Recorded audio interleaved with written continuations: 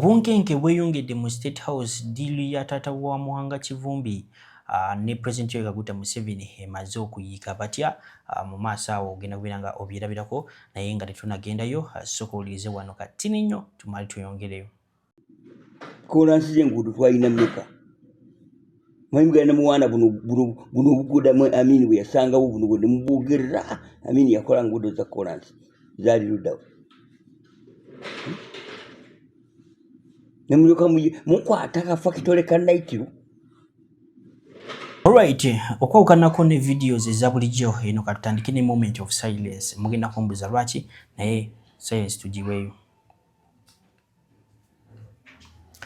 Alright, moment of silence yetutandisiza yaba political prisoners naddala Honorable Muhanga Kivumbi okusinza ku information n'obutambi bwetufunye okuva mu basement ya General Muhoozi Kainerugaba Mutalemwa ziragira ddala nti nebyaddala embeera gyalimu sinungi. Waliwo n'afande kutulabye wa SFC atugambye nti nebyaddala ekiriyo kitokota.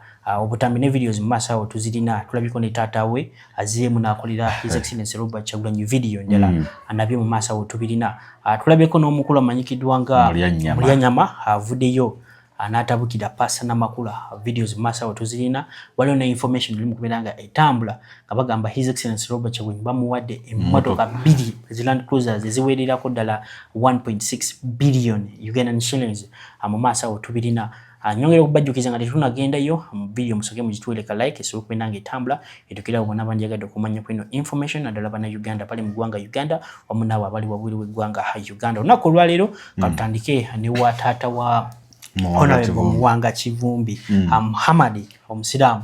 Taata we yavuddeyo naddamu n'akolera abaana b'enkyukakyuka video ng'atabuse kuno yagamba tino ayagala mutabani we ng'ali wabweru. Kituufu. Tandikira awo. Kakati ekituufu kyo kiri nti omwami ono ffe ng'abaana b'enkyukakyuka bagamba nti abaana ba Uganda tumanye Honorable Muhanga Kivumbi nga Vice President naye ye amulaba ngati ng'omwana. Kati ffe tumulabanga political hero obagamba nti omulwanyirizi naye nga lwaki wabanja mutabani we eri General Muhoozi Kainerugaba wa President Yoweri Kaguta Museveni NUP tajijja mu kamwa musabe nga individual ntino jagala kino nenga tavumye NUP nti tewali kyemukoze muli kulya sente mukolera Museveni kati akitegedde bakolera Museveni lwaki ate mutabani we bakutte otegedde kyengamba ne kati obuzibu ye bwali mu kuteekawo oba embeera gyali mu kugezaako okuleeta ayagala kuleeta kibuli oba ayagala kukozesa amaanyi nga asaba ate nga bwakola kibwa kuba NUP oba bwanyigiriza oba bwalinyirira NUP oba nti kati kyovola abaana ba NUP bagamba kino kirabe kono akolera abasajja yebeera nga naye yabadde mu lukwata mutabani we. Ekituufu kyo kiri nti agezaako okuba nga akuba NUP aba NRM bakole ki bamuwe that sympathy nti mutabani we bamute ye ndowooza ye bwe yalowoozeza nti that is the best strategy to use. Video ye ndowooza tugenda kubeera nga tugiba playingira maaso awo ate ku kafaananyako kakali mu kubeera nga katambula ka screenshot nga balaga nti no ebyaddala omukulu Honorable Muhanga Kivumbi bamudusiza okuva mu Mbuya mpaka Entebbe. Eyo gyogerako ki ka screenshot ako sirina garanti nti katuufu naye ka screenshot kali mu kutambula kali wakati wa Afande Agre ne Honorable omu yatandisebwa National Unity Platform sikiwa omu yatandisebwa n'agamba nti do you know the Butambala guy of course agamba Honorable Muhanga Kivumbi n'agamba nti embeera yembi era tumuddusiza okuva Embuya okumutwala Entebbe afuna obujjanjabi n'ayongerezako ng'agamba mbu akolapusinze emirundi 5 wagindaba 5 nga bali mukumbwa nga bamu interrogating interrogation kyekwe kuba nga bamusoya akajoji w'ebibuuzo kati oli naddamu n'amubuuza nti ali mu mbeera ki n'agamba afande teweeralikira just MP muyisizaamuko ku mpi akascreenshot ogenda kuba nga okalaba mu mabbali ojja kuba nga nawe osobola okuba nga okesomerako otuwe ekiki kyolowooza bituufu. But I feel like that's very bad if it is true. Segera atugeza kuba nga tupromotinga human rights twagala tourists bajje mu Uganda Uganda ebireko nga Rwanda nga olaba South Africa nga olaba Zambia nga olaba Namibia tourism oba sector ya tourism ziri mukubera nga zibooming because of the stability twagala kulaba Uganda nga tewali lutalo tewali okwevumaganya wakati wa opposition wa ne leading party kitegeera njagala mubwa plenga video y'omukulu taata wa Mwanga Kivumbi tubiroze mu comment section mulowooza mutuufu oba just akolera abasajja. Nze mwana watu mno abakutte video zange zenjogera mutandika okunvumiramu. You are wasting your time. Kubanga byenjogera nze mbimanyi okubibasinza mwabaaga bu video ne muzeditinga ne mukola bwe mutine muteekako biki ne mutandika okunvuma biki bwe kitegeera bwe kiri biki bwe ninga simanyi oluwo kakati gwe ekintu ky'onvuma kiri ku mubiri gwo. Kiringa buno ovuma omukazi embwa. Entegetegeze embwa yebaka na mbwa nsajja. Olaba embwa yebaka ne kapa. Nzigirabangayo kubanga n'endiga n'embuzi tegenda ku ndiga. Kati mwabanvuma ne mugamba simanyi nakoze bubi muneewerera. Nze sifuddeeyo. But I can tell you the truth.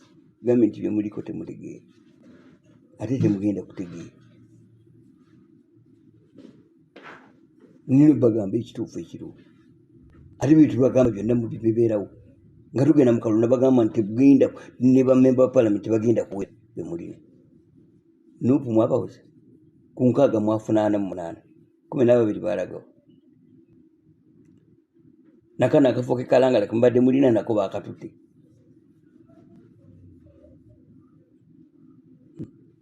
Nimbagamba ati mukama wa matagenda kola wa press conference yagikola. Talisiibula era nakibagamba. Because bw'obanga ddala oŋŋambye nti wassu ekikopo kino ngenda kijjawo sooka ombuulire ky'ogenda okuzzaawo. Leva ekikopo eteeka okijjawo nkisuule ngagenda kuzzaawo ki. Totuwadde puroguraamu yennyini ntuufu gy'oga nti kakati nze nga mbadde pulezidenti ngenda kukola kino ngenda kukola kino ngenda kubeera bwe nti ate oteekwa kuliorganizinga ebibaddewo. Nogayana ebintu bino na bino bikoleddwa naye ate bino birimu ensobi naye buli kimu kibi. Alright, nga tubitadde ku mabbali waliwo information ne video ezimu kubeera nga zitambula naawe ndowooza wakidde kubeera nga obiraba nga bagamba His Excellency Robert Kyagulanyi oluvannyuma lwa National Unity Platform okubeera nga yeegatta ku iPod ndowooza omukulu President Kaguta Museveni yagambye kino okusinziira nti no mwenna mwegasse ku iPod NUP yafuna ababaka bangi nnyo okusinga oba okukira abalala atugenda bawa Land Cruiser 2 eziri bagamba ziri Amadi ziri Amadi Land Cruiser 2 V8 oba V12 ziri ezimalayo nga ziwerera ddala worth oba net worth yazo nga ziri mu millions. Billions. Yeah, 0.8 billion. Is Uganda. Ziri billion chegeza zibira 1.6 billions. Is Uganda. Ngabageza ko kupera nga baziwadde His Excellency Robert Kyagulanyi. How true is it? And do you think His Excellency Robert Kyagulanyi can accept it? Because nawalide ko nga bagamba nti motoka bazikirize bazikwate bazitunde bajemu sente bazisasuliremu abaana baaki aba political prisoners basubire nga basobola okusoma mpaka ku university bafune azikola materials asome tandikirawo. Statistically tukimanyi nti omukulu His Excellency Robert Kyagulanyi ye ng'omuntu he can afford motoka ezo wayagala asobola okukola ki actually n'emotoka zayina tosobola kuzikomparinga ne zino so okukwata ogezaako okumugula oba oba nkiyitenga era anyway okumugula nga bamuwa emotoka tekijja kukola. That is the wrong strategy. Era nga magezi ndowooza agenja okuwa maybe let me say the executive side of the NUP bakwate nze emotoka ndowooza bazitunde bajjemu akasente let them take care of the political prisoners. Mugenda kuba mutubulize mu comment section emotoka bazikirize sister and iPod bazitunde oba bazireke bazizeeyo eri government so kubeera nga eziwa ba corrupt leaders abalala but all in all ndabyeko aba propagandists ba NRM bali kubeera nga batambuza eno information nenge ekiriwo what I know kusinza ku information benafunye emotoka ezo zino bakubeera nga zikola ki zifuluma okitegeera naye nga just bageza kubeera nga bakuba ki a national union platform mugenda ba mutu wiweze mu comment section emotoka we ziba zize bazitunde baba zizeeyo baba zigane beera nga olaba tumaite yongere basebo ne bannyabo owekitiibwa Kyagulanyi alina omukisa okimanyi nti gavumenti emwongedde endala emmotoka V8 latest model 225 ng'ebalirwamu $885,000 eza Uganda. Buli mukulembeze w'ekibiina eyayingidde iPod baamuwadde emmotoka ya $885,000. Oh my God. Kyagulanyi owekitiibwa Kyagulanyi Mitembo akuwalana oyo abafala. Kyagulanyi oyina emikisa. Omuntu yenna ng'owalana Kyagulanyi manya gwe bibyo tojja kumalako. Emmotoka bamwongedde endala ya $885,000. Bebekulu yakagula yakawumbi naye eri bamuwadde mpe ayongere ku amadika. Kati bino bitegeeza ki ku mwana owa boda owa taxi? Kiba kitegeeza owa taxi ogenda sigala ng'ovuga taxi, owa boda obeere mu jaketi zezo myaka 5, maama atunda kasooli naawe oyokye kasooli. Kubanga sente z'omuwi omusolo zibaako bantu batono nnyo balubatu bezigasa. Ku Luswa Live 256 yabafe ensonga za Muwanga Kivumbi mwazitegedde. Mumanyi gyali. Abala bagamba ali mu basement. Naye ensonga za Muwanga Kivumbi CDF alaika si alina Muwanga Kivumbi. Kubanga CDF ye akuba n'ebifaananyi n'abagamba bannayo omuntu mulina n'ebifaananyi bya Muwanga Kivumbi tetubirabanga ku kiba kitegeeza CDF si ya mulina. Leero ku Luswa Live 256 alright benga tubitedde ku mabali ntuza mulide bulungi nnyo bana bakulu ba NRM bageza kubeera nga bateeka national union platform wansi but I don't think the manager onako lwalero omukulu amanyikidde wanga honorable Amuliyanyama avuddeyo n'agamba nti no omukulu pastor n'amakula Martha gwe bagambye nti no lwaki oba yajiddeko eri meme eri mu kubeera nga etambula lwaki ani yagasse bamalaya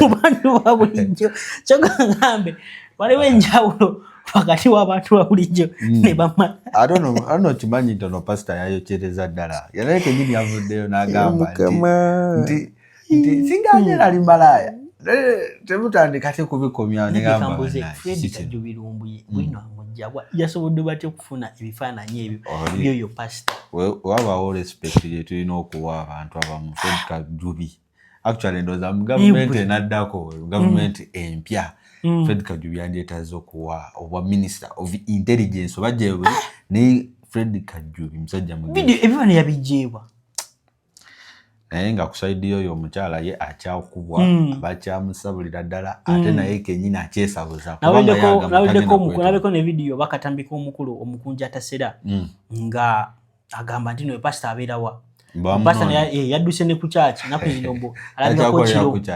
mbulakyakolera na ku church bakyamusabula ekituufu kyo ate yalaze nti tagenda kwetonda ekisinga okwasiza ddala oba ayagala wiile eyo okusinziira ku Muliyanyama video yakoze nalabye agamba nti no oyo pastor anonya wafunira security mbuno ajja kutwalayo butambi obwo abaana b'enkyukakyuka nga bamuyisamu egaali president yakuta Museveni amugambe kino muwala wange kwatayo emmotoka 2 zigino bwera nga zikutambulirako yatwalabako n'omukulu mpaka ne kati atambulirako security ya SFC Pastor Bujingo okusinziira ku information kabadi kako nganga tekiniki gye bakozesa abasumba bapasita baani mugenda kuba mutubula ebirozo mu comment section nyongera obajjukiza gwa tena bakwenda ngo subscribing akadeka gem personalize okateke mu all shake Ashraf omusomi weduwa namba zizira osembia yo 711 so mukubirako bwana mu inbox na WhatsApp yaso okubira nga akuyamba go enango leyo ina business yo yagala kulanga nafe namba za fezira osembia yo 737 twin boxing atusobokubira nga tukuyisiza mu business yo onya musumba amulabye yavudde nalumba president Kyagulanyi ne kati oyo omukazi watu kyakayiga mukazi watu alina figa eringa ya kiyenje abo banoonya security ya Museveni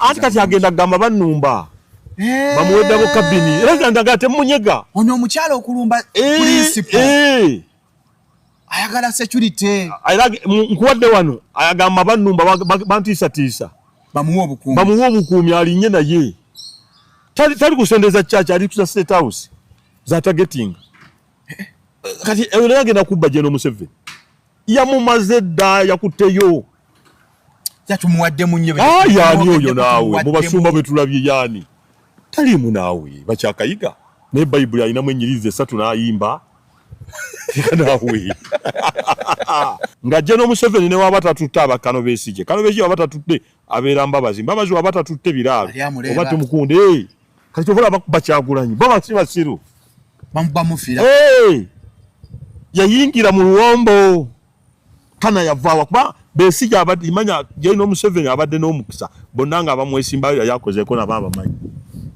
somukubira kasimu bonna abamanyi obunafu bwabwe nti ono asobola kino kati Kyagulanyi yekka yali takolangako naye nga tamanyi bunafu bwe mukama wange Nobert Mao yagamba nga genda okuule naye tebakolerayo olubuto nga bwayogera nga tuli mu campaign kati ate bwe yagenda yafuna olubuto lwa balongo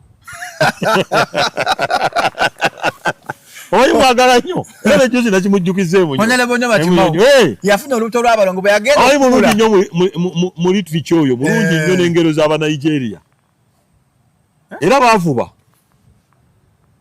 naye omanyi ebbanga lye yeesiriwaza nze mbeerawo ku parliament waba wajja ne waba wadduka emisinde embozi yeyunga abaka badduka ekiri ku parliament lumu nagamba abantu ebimu ebyatuuka ku Naalo nga Anita Amongi toyinza kuzanya goofu ne mukama wo n'omuwangu kakulonyako tokikolanga former speaker yazanya goofu mukama we agabyewo miliyoni 2 gogaba 10